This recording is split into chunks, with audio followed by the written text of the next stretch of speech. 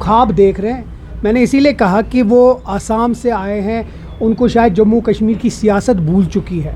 अब जब आसाम से कोई आता है तो वो आसाम के उसमें दिमाग में है, उसको मैं फिर से उठाना चाहता हूँ। मैं तो जाऊँगा अभी उसके घर, उसको कॉफ़ी पिलाऊँगा ताकि वो जाग जाए कि ये जम्मू कश्मीर है, ये आसाम नहीं है। और जम्मू कश्मीर की सियासत जो है उसमें लोगों ने बढ़ चढ़ के हिस्सा लेके मैंडेट नेशनल कॉन्फ्रेंस को दिया है, बीजेपी को नहीं, ना पीडीपी को। तो नेशनल कॉन्फ्रेंस यहाँ है, रहेगी, और इंशाल्लाह 5 साल के बाद जब इलेक्शन होगा, 5 साल के बाद भी नेशनल कॉन्फ्रेंस ही आएगी, उसके बगैर कोई नहीं आएगी। और जहाँ तक उनकी बात है, जो लोग उन लोगों के साथ चलते हैं जिनको बस यही आता है नशा और इधर करना, वो मैराथन और वो हेल्दियर लाइफस्टाइल के बारे में क्या जाने।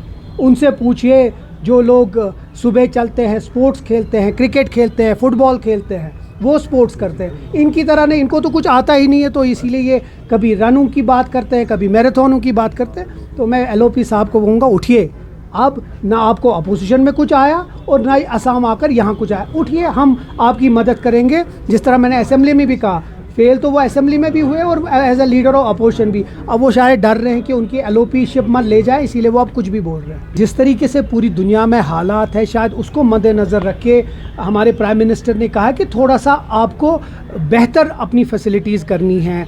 जिस तरीके से चाहे जो है ऑनलाइन क्लासेस हो, चाहे पेट्रोल की जो कीमतें हैं, वो मैं उम्मीद करता हूं कि जो ये कीमतें हैं वो ज़्यादा ना बढ़े। और जिस तरीके से पूरे वर्ल्ड में जो क्राइसिस हो रहा है, उसको दिमाग में रख के हो सकता है उस चीज़ के लिए उन्हें बोला। ऐसा मुझे नहीं लगता कि कोई पैनिक इस मुल्क में होना चाहिए, लेकिन हाँ, अगर ऑस्टेरिटी मेजर्स हर जगह हो तो उसमें कोई बुरी बात नहीं है। अगर आप लिस्ट निकालेंगे तो आपको पता चलेगा कि कितने सारे बैकडोर अपॉइंटमेंट्स इन लोगों ने किया है। बाज़ाब्ता इनका एक लीडर अनंतनाग में बैठता था और बाज़ाब्ता लिस्ट लगाता था कि कितनी कीमत, कितने ट्रांसफ़र। ये हमको सिखाएंगे, एक हमको शिनाख्त करे कि किसी ने 1 रुपया भी हमारी गवर्नमेंट या हमारे मिनिस्टर ने किया है। एक आदमी मैं मान जाऊं, नहीं तो इनको पूरी दुनिया को पता है कि इनके ही रिश्तेदार कैसे बैठते थे लिस्ट लगा के कि कितना पैसा कितने को करेगा। इसीलिए तो इतने सारे स्कैम्स हो गए उनके।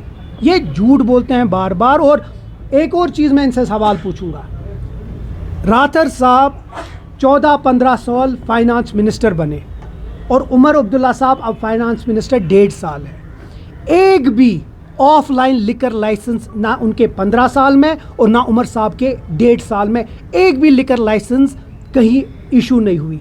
अब उसकी जगह 100 के 100 लिकर लाइसेंस पीडीपी हुकूमत में आए। अब जब इनसे सवाल आप पूछेंगे, पूछ लेना कि जब पीडीपी हुकूमत आए कितने लाइसेंस, लिकर लाइसेंस और शराब के लाइसेंस हुए, और नेशनल कॉन्फ्रेंस के वक्त एक भी लाइसेंस आगे नहीं गए। ये इनके लिए जवाब है। अच्छी बात है, अगर क्योंकि हम लोग, चाहे हम जम्मू कश्मीर के मिनिस्टर भी बेचारे गरीब हैं, उनके आगे पीछे सिर्फ सिक्योरिटी की गाड़ियां होती है, कोई एक्स्ट्रा गाड़ियां होती नहीं है। सिक्योरिटी कंसर्न है, नहीं तो हमारे पास कोई 20-20, 40-40 गाड़ियां नहीं होती है एक्स्ट्रा।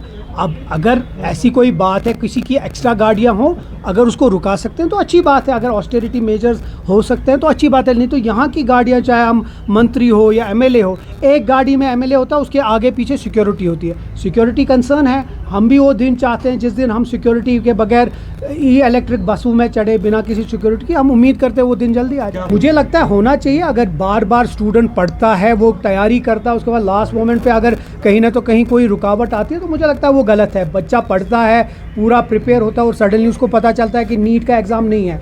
अगर ऐसी बात है तो मुझे लगता है उसके ऊपर बड़ी स्ट्रिक्टली इसके ऊपर इन्वेस्टिगेटेड होना चाहिए कि ये क्यों बार बार हो रहा है।